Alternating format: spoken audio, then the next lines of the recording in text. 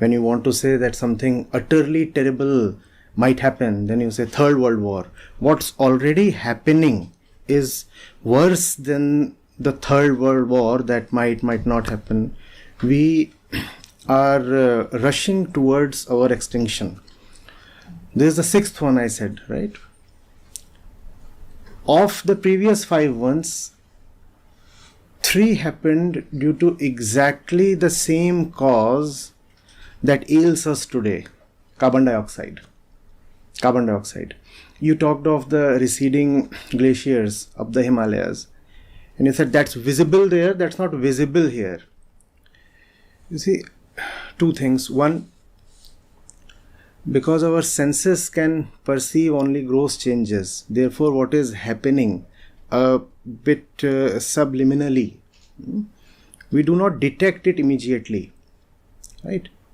I could liken it to getting infected by the HIV, right? It can stay in the body for long and then it erupts. It's not AIDS all of a sudden. Right. Or even the COVID virus, the disease that we all suffered so much from. It comes to you and the symptoms do not show up immediately. But when they do show up, they can be fatal.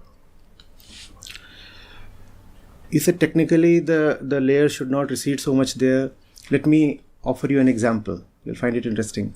In a place like Canada, just a difference of 5 degrees centigrade in the average temperature can mean the existence or non-existence of hundreds of meters of ice sheets. Just 5 degrees. Right? That which you call as the ice age. Actually, the average temperatures then were not too different from what we have now. Just 5 degrees. And 5 degrees mean unimaginably thick ice sheets or their absence. So if 5 degrees lesser can mean that the ice can get that large. 5 degrees higher would mean that all the ice can suddenly vanish. So what is happening up there and that which you saw is exactly what is going to happen. And when we say the average temperatures are already 1.5 above normal and they'll get to 3 degrees, 5 degrees, maybe even 6 degrees. We feel like saying, oh, 6 degrees is not much. After all, sometimes it is 24, at other times it's 30, 25 and 24 and 30 are both things that we have tolerated, even enjoyed in. So 24 and 30 don't mean much. They mean a lot.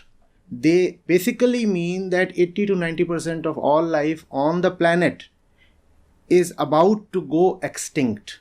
That's the severity of the problem we are facing. It's not about the kind of daily weathers that we experience. Oh, it's a bit humid today. Oh, it's raining without reason. Don't you feel a bit warm under the collar? It's not that kind of thing. We're not talking about the weather. It's climate change. Everything is going to change and the planet will become inhabitable not only for us, but for all species that we know of. That's the extent of the crisis. I repeat, everybody needs to repeat it as many times as possible to as many people as possible. Mass extinction, that's what we are staring at. And we are quickly rushing towards it.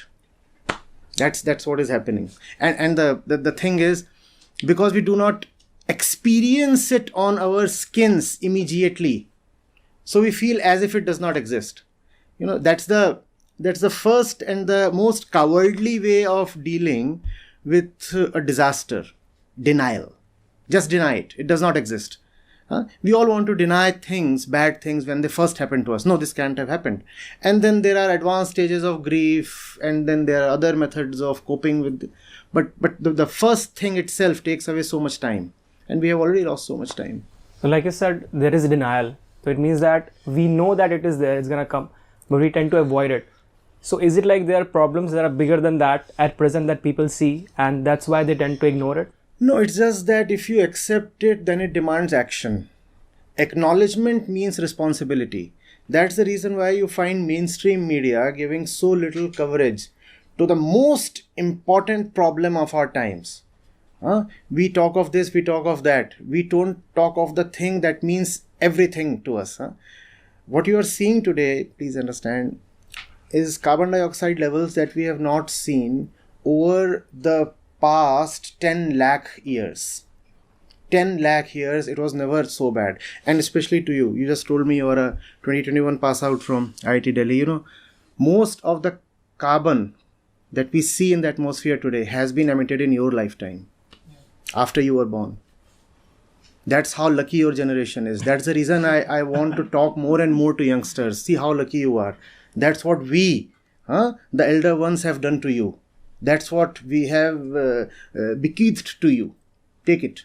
Lots of carbon dioxide in the atmosphere, and that's going to wipe you out. Finished.